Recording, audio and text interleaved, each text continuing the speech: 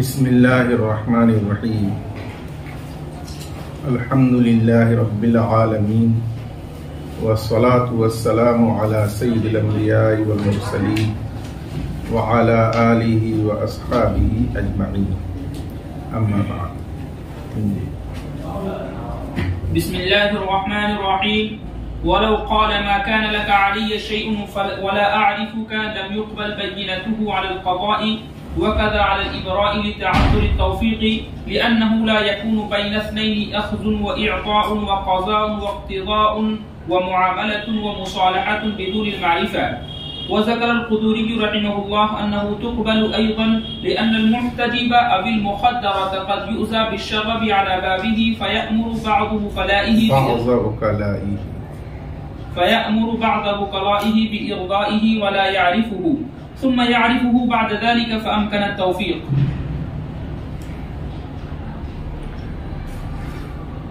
इस इबारत में ये मसला बयान किया गया कि मसलन गुलाम रब्बानी ने 1000 दिरहम का दावा किया अल्ताफ पर। अल्ताफ ने उसका इनकार किया और इनकार करते हुए उसने ये कहा कि मैं आपको पहचानता भी नहीं हूं। उसके बाद मुद्दई ने अपने दावा पर काजी की मजलिस में बैयना कायम कर दिया। जब मुद्दई ने दावा पर बैयना कायम करके साबित कर दिया अपना हक, तो उसके बाद अब मुद्दा अलैह अल्ताफ ने 1000 दिरहम अदा करने पर बैयना कायम किया कि मैंने वो 1000 अदा कर दिया है। तो इस सूरत में क्या मुद्दा अलैह का बैयना अदायगी पर कबूल किया जाएगा या रद्द कर दिया जाएगा? इस बारे में ज़ाहिरुर रिवाया ये है कि वो बैयना रद्द कर दिया जाएगा और हुक्म किया जाएगा मुद्दा अलैह को 1000 अदा करने का। और हज़रत इमाम अबू यूसुफ रहमतुल्लाह अलैह से एक रिवायत ये है कि ये बैयना कबूल कर लिया जाएगा।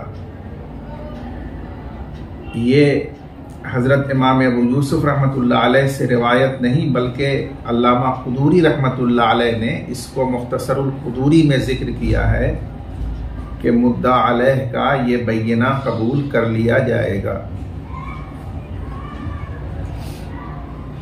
पहले कौल की दलील ये बयान की गई कि जब मुद्दा अलैह ने पहले दावा का इनकार किया और साथ ही ये भी कहा कि मैं आपको पहचानता भी नहीं हूं, तो इसका मतलब ये है कि हमारे दरमियान कोई मामला या कोई मुसालहत नहीं हुई है, कोई लेन देन भी नहीं हुआ है। इसलिए कि कोई मामला या मुसालहत या लेन देन बगैर जान पहचान के मुमकिन नहीं है। अब उसके बाद जब उसने अदायगी का दावा किया और उस पर बैयना कायम किया, तो ये अपने कौल में मुनाकिज हो गया। इसका ये दावा कौले अव्वल के मुनाकिज हुआ, इसलिए वो दावा बातिल है। जब वो दावा बातिल है तो उस पर बैयना कबूल नहीं किया जाएगा। और अल्लामा क़ुदूरी ने जो दूसरा कौल जिक्र किया इस मसले में कि उसका बैयना कबूल कर लिया जाएगा, तो उसकी दलील ये है कि यहाँ उसके दोनों बयानों में तत्बीक मुमकिन है और तत्बीक की सूरत ये है कि बाज़ दफ़ा आदमी अपने मुअज़्ज़ज़ और मुअक्कर होने की वजह से आम लोगों के साथ इख्तिलात को पसंद नहीं करता। वो आम लोगों से हिजाब में रहने का आदी होता है। इसी तरह बाज़ दफ़ा कोई पर्दा नशी खातून होती है, वो पर्दा नशी खातून लोगों के दरमियान बेपर्दा चेहरा खोलकर सामने नहीं आती कि देखने वाले उसे पहचान सकें। इसलिए हो सकता है कि मुद्दा अलैह कोई मुअक्कर और मुअज़्ज़ज़ हस्ती हो, शख्सियत हो जो आवाम के साथ इख्तिलात पसंद नहीं करती, या वो कोई पर्दा नशी खातून हो और उसके दरवाजे पर ये मुद्दई अपने हक के मुतालबा के लिए शोरो शगब करता हो। इस शोरो शगब से उसे अज़ियत होती हो, परेशानी होती हो, जिससे बचने के लिए उसने अपने किसी वकील को हुक्म दिया हो कि वो जाकर इस मुद्दई का जो दावा और हक है वो अदा कर दे। लिहाजा ये कहना भी उस मुद्दा अलैह का अब सही होगा कि मैं इस मुद्दई को पहचानता तक नहीं हूं। लेकिन बाद में जब ये उक़दा खुला कि ये मुद्दई तो वही है जो दरवाजे पर शोरो शगब करता था मुतालबा के लिए, और मैंने अपने वकील से वो मुतालबा अदा करवा दिया था, तो अब उसने उस अदायगी पर बैना कायम कर दिया। तो ये बात भी अपनी जगह सही है। लिहाजा यहाँ तत्बीक मुमकिन है कि जब उसके सामने ये दावा हुआ और मुद्दई को उसने पहली बार देखा तो ये कहा कि मैं इसको नहीं पहचानता हूँ, लेकिन जब बाद में तहकीकात हुई और मालूम हुआ कि सूरत हाल ये है, तो उसने कहा कि अच्छा, उसको तो मैंने अदा कर दिया है, और उस अदायगी पर उसने बैना कायम किया। इस एतबार से तत्बीक मुमकिन है, लिहाजा उसका दावा सही होगा और वो बैना कबूल किया जाएगा। जब वो बैना कबूल किया जाएगा तो इसके माना ये हुए कि अब उस मुद्दई का उस मुद्दा अलैह पर कोई हक नहीं होगा। इस मसले को बयान किया। वलौ क़ाला, और अगर मुद्दा अलैह ने कहा मा काना लका अलैया शैउन, ए मुद्दई आपका मेरे ऊपर कुछ वाजिब नहीं था, वला आरिफुका, और न मैं आपको पहचानता हूँ। फिर उसके बाद उसने अदायगी पर बैना कायम कर दिया। लम युकबल बैनतुहु अलल क़ज़ा, तो उसका बैना अदायगी पर कबूल नहीं किया जाएगा। व क़ज़ा अलल इबराई, और इसी तरह बरी करने पर भी बैना कायम किया कि दाइन ने बरी मुझे कर दिया था, तो वो भी कबूल नहीं किया जाएगा। लेताज़ुरी तौफीक, मुद्दा अलैह के इनकार और इस अदायगी के दावे के दरमियान तस्बीक मुताज़्ज़र होने की वजह से, लिअन्नहु ला यकूनु बैन इस्नैनि अख़्ज़ुन व इक़ाउन, इसलिए कि दो आदमियों के दरमियान नहीं होता है लेना और देना, व क़ज़ाउन व इक़्तिज़ाउन, और अदा करना और उसूल करना, व मुआमलतुन व मुसालहतुन, और कोई मुआमला और मुसालहत बेदूनी बगैर जान पहचान के। इसलिए लाजिम है कि उसका ये कौल सही नहीं है, इसलिए ये बैगिना कबूल नहीं किया जाएगा। व ज़करल कुदूरी अन्नहु तुक़बलु अयज़न, और अल्लामा कुदूरी रहमतुल्लाह अलैह ने जिक्र किया कि ये बैगिना भी कबूल किया जाएगा, जैसा कि उस सूरत में कबूल किया जाएगा जब उसने ला आरिफू का नहीं कहा होता। माक़बल में ये मसला आ चुका है कि ला आरिफू का नहीं कहा होता तो उसका बैगिना कबूल कर लिया जाता। उसी तरह इस सूरत में भी कबूल किया जाएगा जबकि उसने ला आरिफू का कह दिया हो। लिअन्नल मुहतजिब अविल मुखद्दिरत, इसलिए कि वो शख्स जो अवामुन नास से हिजाब में रहने वाला हो, इख्तिलात न रखने वाला हो, या पर्दा नशी खातून कद यूदा बिशरफी अला बाबी, अजियत महसूस करता है अपने दरवाजे पर शोरो शगब से, यानी मुद्दई के मुतालबे के शोरो शगब से, फ़यअमुरु बाज़ो कलाई बिइर्ज़ाइही, पस वो हुक्म देता है अपने किसी वकील को उसे राजी कर देने का कि जो उसका मुतालबा है वो जाकर अदा कर दो, मामला ख़त्म करो। वला यारिफू, दरहाले के वो उस मुद्दई को पहचानता नहीं है, तो इस लिहाज से उसने अव्वल वहला में कहा कि मैं इनको पहचानता भी नहीं हूँ। सुम्मा यारिफू बाद ज़ालिका, फिर इसके बाद उसको पहचानता है जब मामले की तहकीक होती है और सूरत हाल सामने आती है।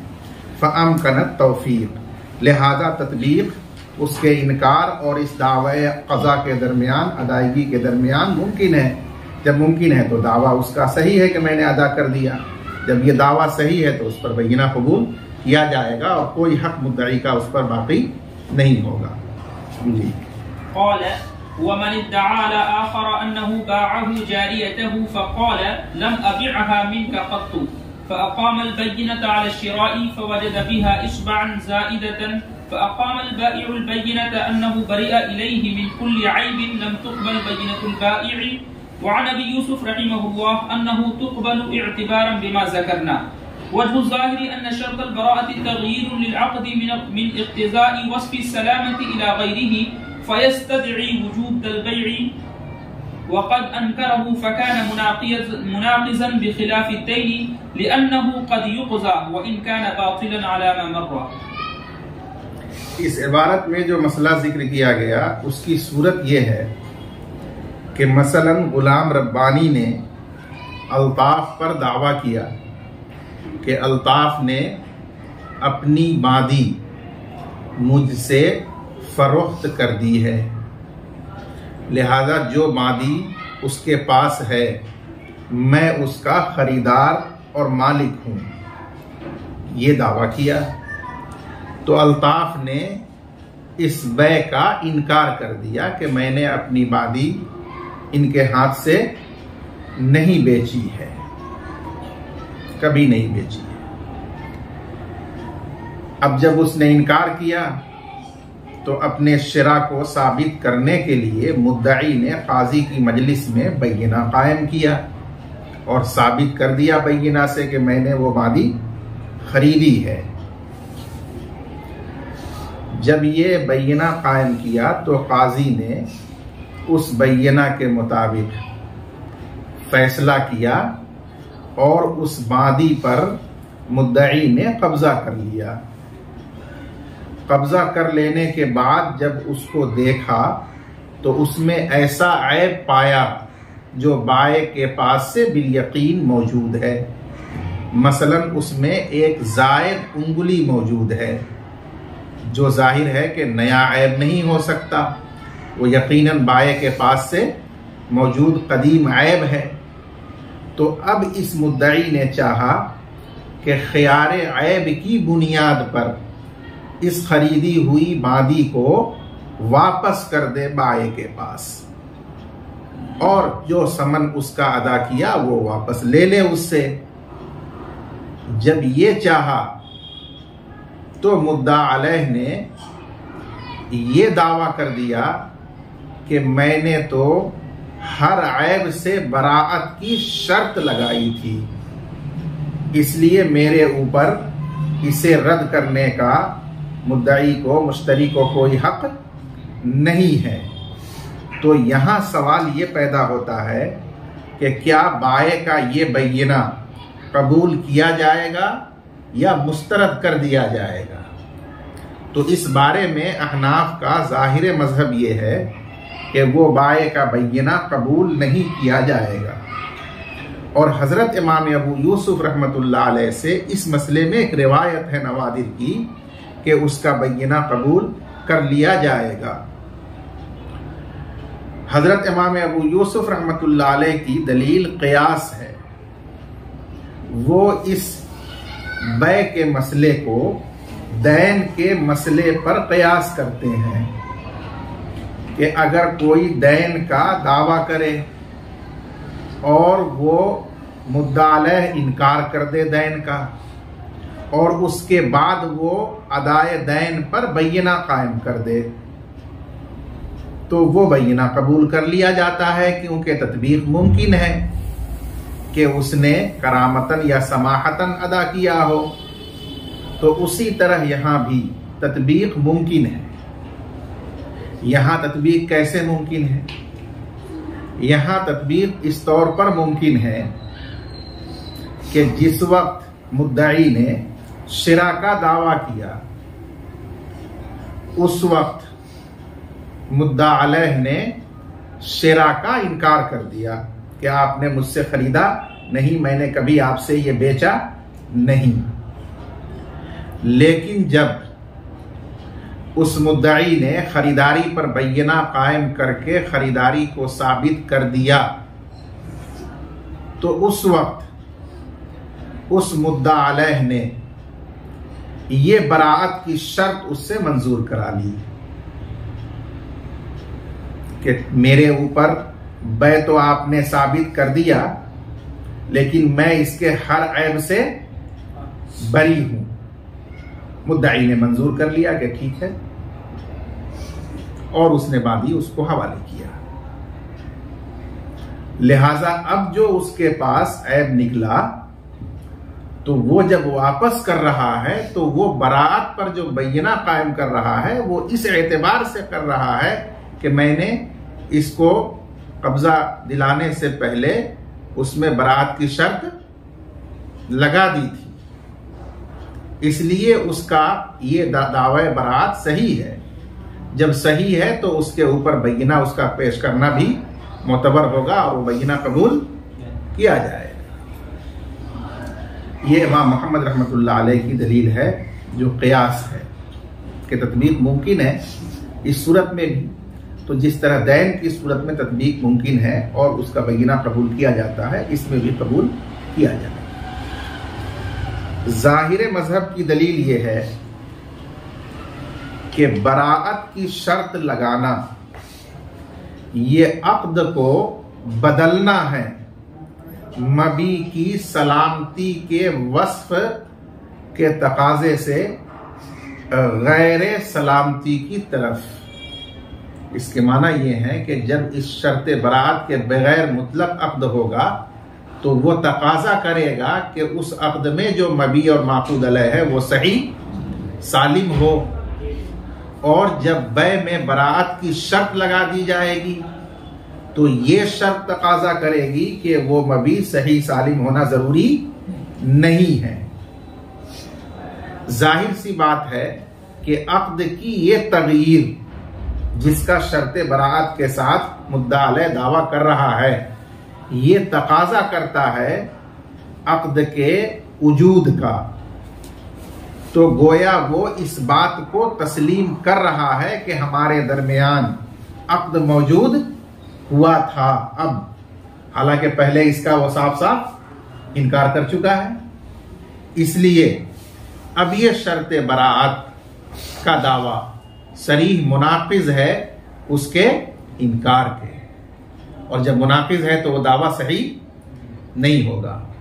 जब दावा सही नहीं होगा तो उस पर बय्यना भी कबूल नहीं किया जाएगा। बरखिलाफ दैन के ये इमाम अबू यूसुफ रहमतुल्लाह अलैह के क़ियास का जवाब है कि दैन जिस तरीके से बरहक अदा किया जाता है नाहक भी करामतन या समाहतन अदा किया जाता है। इसलिए वहां जब उसने इनकार किया कि दैन मुझ पर नहीं था और फिर दावा किया अदा कर देने का, तो वो अदा करना नाहक है करामत और सखावत के तौर पर। इसलिए वहां उसका दावा एहसानी सही है तत्बीक मुमकिन होने की वजह से। लिहाजा उस पर जो बैना उसने कायम किया वो तो कबूल कर लिया जाएगा। लेकिन मज़कूरा यहां वाले मसले में उसका ये दावा बिल्कुल सरीह इनकार के मुनाकिज़ और मुखालिफ है। यहां कोई तत्बीक मुमकिन नहीं, इसलिए वो दावा गलत है। लिहाजा उस पर बैना कबूल नहीं किया जाएगा। इमाम मोहम्मद रहमतुल्लाह अलैह ने फरमाया, व मनी दआ अला आखर अन्नहु बाअहु जारियतहु, अगर किसी ने दूसरे पर दावा किया कि उस दूसरे शख्स ने अपनी बादी मुझसे बेची है, मैंने खरीदी है, फ़क़ाल लम अबिअहा मिनका क़त्तु, बस उस दूसरे शख्स ने, मुद्दा अलैह ने कहा कि मैंने वो बादी आपसे कभी भी नहीं बेची है, इनकार कर दिया। फ़अक़ामल बैयिनता अला शिरा, बस मुद्दई ने बैयिना कायम कर दिया खरीदने पर, उसके मुताबिक फैसला हो गया और बादी पर उसने कब्जा कर लिया। फ़वजद बिहा इस्बाअन ज़ाइदतन, बस उस मुश्तरी मुद्दई ने उस बादी में कब्जा के बाद एक जायद उंगली को पाया, यानी कोई भी ऐसा कदीम ऐब पाया जो बिल यकीन बाए ही के पास से मौजूद है। फ़अक़ामल बायउल बैयिना, अब यहाँ ये चाहा वो मुश्तरी मुद्दई के ऐब की वजह से उस बादी को बाए पर लौटा दे, तो बाए ने बैयिना कायम किया कि अन्नहु बरिया इलैहि मिन कुल्लि ऐबिन, कि वो मुश्तरी के सामने बराअत जाहिर कर चुका है, बराअत की शर्त कर चुका है हर ऐब से। लिहाजा अब मुझे वापस लेने का कोई हक नहीं है। लम तुक़बल बैयिनतुल बाय, तो बाए का ये बैयिना कबूल नहीं किया जाएगा, रद्द कर दिया जाएगा और उसे वो बादी वापस लेनी पड़ेगी और उसका जो समन है वो देना पड़ेगा, लौटाना पड़ेगा। वअन अबी यूसुफ रहिमहुल्लाह अन्नहु तुक़बल, और इमाम अबू यूसुफ रहमतुल्लाह अलैह से रिवायत है कि ये बैयिना कबूल कर लिया जाएगा और उसी ऐब के साथ बांदी मुश्तरी मुद्दई को रखना होगा, वो उसे वापस नहीं कर सकेगा। एतबारन बिमा ज़करना, क़यास करते हुए उस मसले पर जो हमने माक़बल में जिक्र किया है दैन का। वजहु ज़ाहिर अन्ना शर्तल बराअती तग़यीरुन लिल अक़दी, ज़ाहिर रिवाया की वजह यह है कि बराअत की शर्त जिसका कायल मुद्दा अलैह है, बाद में बराअत की शर्त अक़द को बदलना है वस्फ़े सलामती के तकाजे से उसके अलावा की तरफ, गैर सलामती के तकाजे की तरफ। फ़यस्तदई वजूदल बै, बस ये शर्त तकाजा करेगी बै के मौजूद होने का, क्योंकि तग़यीर उसी की सिफत है और बगैर मौसूफ के सिफत का वजूद मुमकिन नहीं। वक़द अनकरहु, दरा हाले के पहले उसने बै का इनकार कर दिया है। फ़काना मुनाक़िज़न, लिहाजा ये शर्त बरात का दावा उसके इनकार के मुनाक़िज़ हुआ, इसलिए बातिल हो गया। जब बातिल हो गया तो उस पर बैना कबूल नहीं किया जाएगा। बेखिलाफ़ि दैन, बरखिलाफ़ दैन के, लिअन्नहु क़द युक़ज़ा, इसलिए कि दैन बसा औक़ात अदा कर दिया जाता है अगरचे वो नाहक हो, अपनी करामत या सखावत के तौर पर, अला मा मर्रा, जैसा कि गुजर चुका। इसलिए वहां इनकार के बाद अदायगी का दावा कर देना सही होता है। जब सही है तो उस पर बैना कबूल किया जाता है। जी। क़ाल ज़िक्रु हक़्क़िन कुतिबा फ़ी अस्फ़लिही व मन क़ाम बिहाज़ा ज़िक्रि फ़हुव वल्ला मा फ़ीही वलिय्यु मा फ़ीही, व मन क़ाम बिहाज़ा ज़िक्रि फ़हुव वलिय्यु मा फ़ीही इंशाअल्लाहु तआला, औ कुतिबा फ़ी शिराइ फ़अला फ़ुलानिन ख़लासु ज़ालिका व तस्लीमुहु इंशाअल्लाहु तआला बतल ज़िक्रु कुल्लुहु। व हाज़ा इंद अबी हनीफ़ा रहिमहुल्लाह।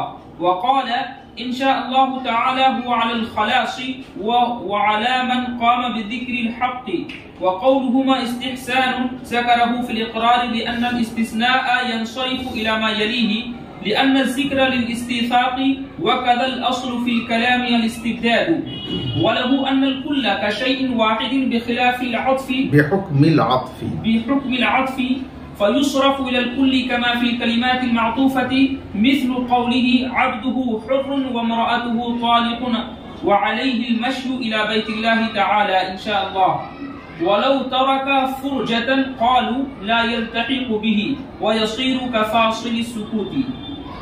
बस इस इबारत में जो मसला जिक्र किया गया है उसकी सूरत यह है कि किसी शख्स ने फला के लिए इकरारनामा तहरीर किया, जिक्र हक़्क़िन, हक़ की याददाश्त, मुराद इससे इकरारनामा है कि मेरे ऊपर फला इब्ने फला के लिए 1000 दिरहम वाजिब है। इस मजमून का इकरारनामा लिखा और फिर उस इकरारनामे में नीचे तामीम करते हुए ये लिख दिया कि ये इकरारनामा जिसके हाथ में हो, जो इस इकरारनामा का हामिल हो, तो वो इसमें मौजूद माल का, मकतूब माल का वली है यानी मुस्तहिक है। ये इकरारनामा उसने लिखा है और फिर उसके बाद उसने मुत्तसिलन लिख दिया है इंशाअल्लाहु ताला। इसके माना ये हुए कि इकरारनामे में बुनियादी तौर पर 3 बातें लिखी हुई हैं। पहले लिखा हुआ है इकरार 1000 दिरहम का किसी के लिए, और उसके बाद फिर लिखा हुआ है कि जिसके पास भी ये इकरारनामा हो और जो इसे लेकर पेश कर दे काजी के सामने, तो इसमें जो लिखा हुआ माल है उसका वो मुस्तहिक होगा। और तीसरी बात उसमें लिख दी गई है मुत्तसिलन इंशाअल्लाहु ताला। ये है मसले की सूरत। अब वहां पर सवाल ये है कि किसी भी इंशा के साथ जब मुत्तसिलन इंशाअल्लाह कह दिया जाता है, यानी उसको अल्लाह की मशीयत पर मुअल्लक कर दिया जाता है, तो वो इंशा बातिल हो जाता है। इसलिए कि अल्लाह की मशीयत का किसी बंदे को इल्म नहीं है और अल्लाह की मशीयत ही पर उस इंशा को मुअल्लक किया गया है। तो जब शर्त के तहक्कुक का इल्म ही नहीं हो सकता है, तो इसलिए उस शर्त पर जो मशरूत बात है वो बातिल और लग़व हो जाती है। ये उसूल फ़िक़्ह का मारूफ कायदा है, आप ज़रा जानते हैं। हजरत इमाम अबू हनीफा रहमतुल्लाह अलैह फरमाते हैं कि इसके आखिर में जो इंशाअल्लाह है वो मुताल्लिक होगा ऊपर मज़कूर दोनों बातों से, यानी इक़रार अव्वल से भी और उसके बाद जो दूसरी बात लिखी गई है कि जो भी इस इक़रारनामे को लेगा तो वो इसमें लिखे हुए माल का मुस्तहिक होगा, इसके साथ भी मुताल्लिक, क्योंकि दोनों को बतरीक़े आत्फ़ जिक्र किया गया है। और जब बतरीक़े आत्फ दो बातों का जिक्र किया जाए तो वो शैए वाहिद की तरह होता है, इसलिए दोनों के साथ इंशाअल्लाह मुताल्लिक़ होगा और वो दोनों ही बातिल हो जाएंगे। लिहाजा ये पूरा इकरारनामा बातिल और लग़्व है। उस इकरारनामे से लिखने वाले मुक़िर पर कुछ भी वाजिब नहीं हो सकेगा।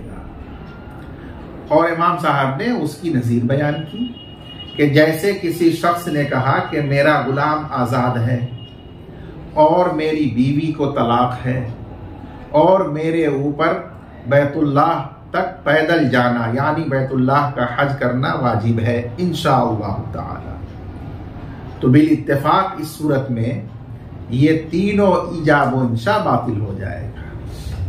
न तो उसका गुलाम आज़ाद होगा, न उसकी बीवी को तलाक वाक़ होगी और न ही उसके ऊपर हज वाजिब होगा नजर के तौर पर। उसी तरह यहां दूसरा मसला इसमें लिखा हुआ है इसी की नजीर कि अगर किसी आदमी ने कोई सामान बेचा और उसका बैनामा लिखा गया,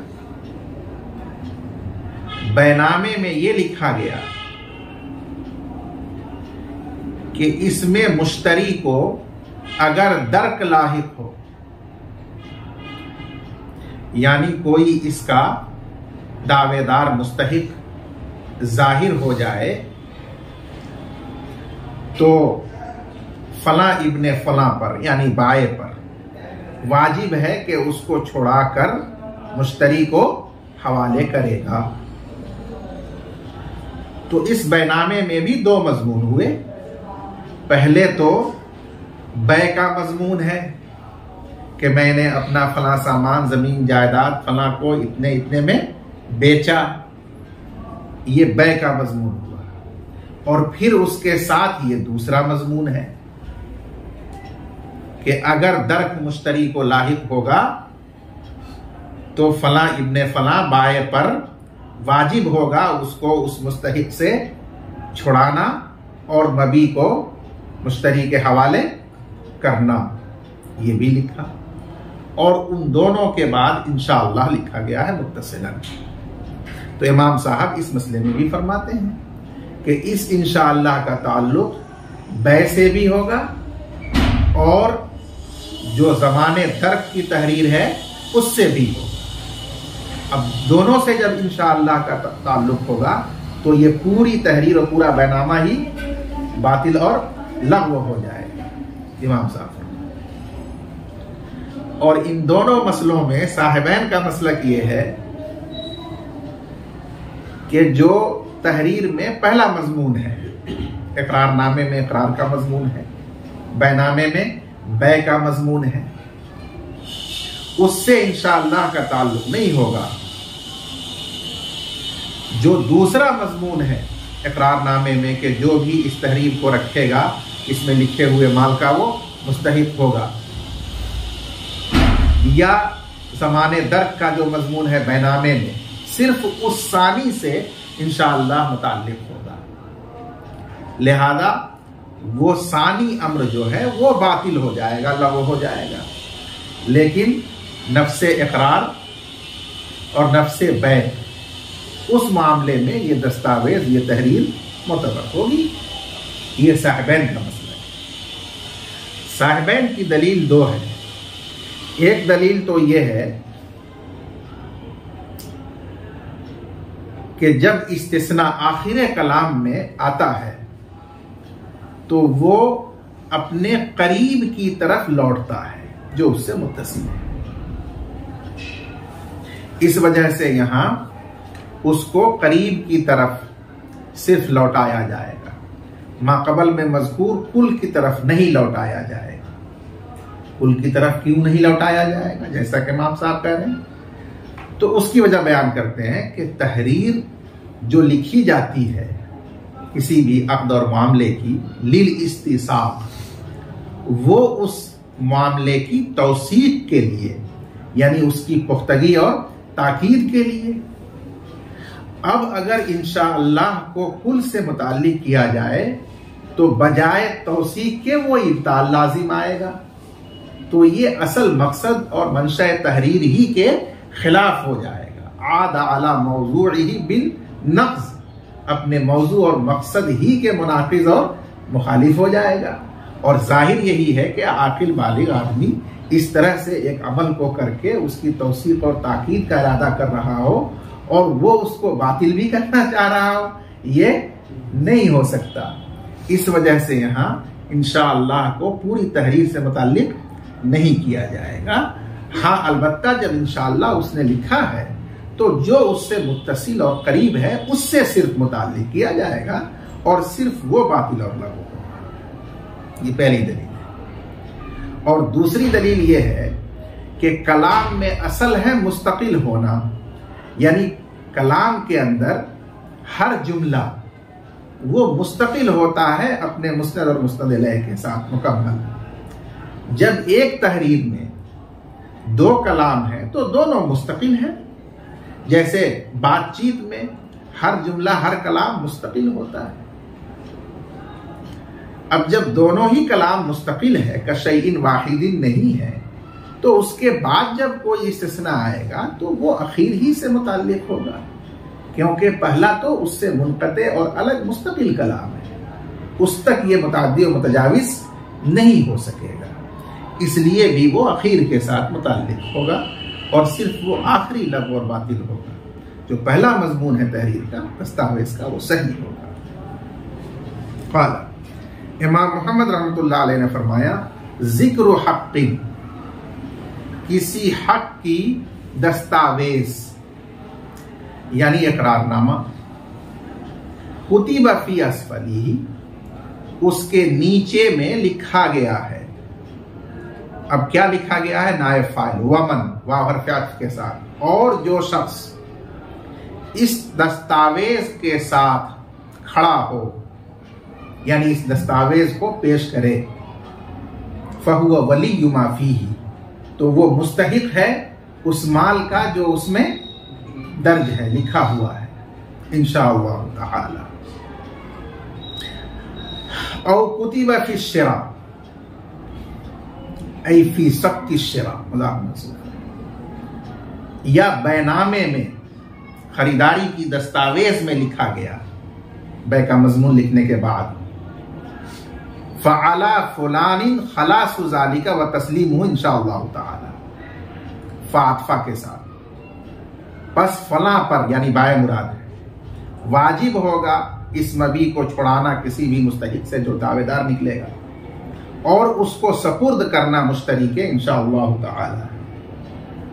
बतला जिक्र कुल्लुहु, तो वो पूरी तहरीर दस्तावेज बातिल और लग़्व होगी। वहाज़ा इंदा अबी हनीफा रहमहुल्लाह, और ये हजरत इमाम अबू हनीफा रहमतुल्लाह अलैह के नज़दीक है। वक़ाला, और साहिबैन ने फरमाया, इंशाअल्लाह ताला हुआ अलल खलास ऐ महमूलुन अलल खलास, कि इंशाअल्लाह ताला वो महमूल है खलास पर, यानी दूसरी सूरत में। व अला मन क़ाम बिज़िक्रिल हक़, और मन क़ाम बिज़िक्रिल हक़ फ़हुवा वलिय्यु मा फ़ीही पर, पहली तहरीर में।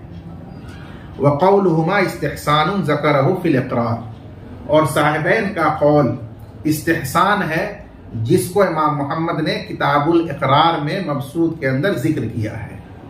लिअन्नल इस्तिस्ना यंसरिफ़ु इला मा यलीही, इसलिए कि इस्तिस्ना लौटेगा उस अम्र की तरफ जो उससे मिला हुआ है, मुत्तसिल है, करीब है, कुल की तरफ नहीं। लिअन्न ज़िक्र लिल इस्तिसाक़, इसलिए कि तहरीर मामले की तौसीक और मजबूती के लिए है। अगर कुल की तरफ लौटे तो वो मौजूए तहरीर और मंशा तहरीर के खिलाफ होगा। दूसरी दलील, वक़दल अस्लु फ़िल कलामी अल इस्तिब्दाद, और इसी तरह कलाम में असल है मुस्तकिल होना, तो हर जुमला हर कलाम मुस्तकिल है, एक दूसरे से वो मरबूत नहीं है, इसलिए दूसरे कलाम के बाद जो इस्तिस्ना है इंशाअल्लाह वो दूसरे ही से मुताल्लिक़ होगा, पहले की तरफ मुतजाविज नहीं होगा। वलहु अन्नल कुल्ल कशैइन वाहिदिन बिहुक्मिल आतिफ, और इमाम अबू हनीफा रहमतुल्लाह अलैह की दलील ये है कि कुल कलाम शय वाहिद की तरह है, यानी कलाम वाहिद की तरह है, बेहुक्मिल अत्फ, अत्फ के हुक्म से, जैसा कि पहले भी वाव के साथ कहा गया है वमन कामा, और दूसरी तहरीर में भी फा के साथ कहा गया है फ़अला फलानिन खलासु ज़ालिका, तो अत्फ के हुक्म से।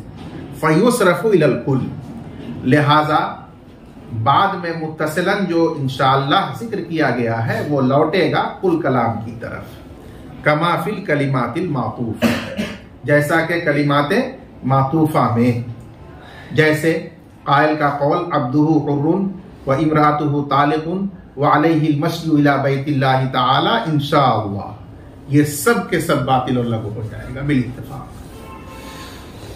वलौ तरका फुरजतन, ये तीसरी सूरत है कि अगर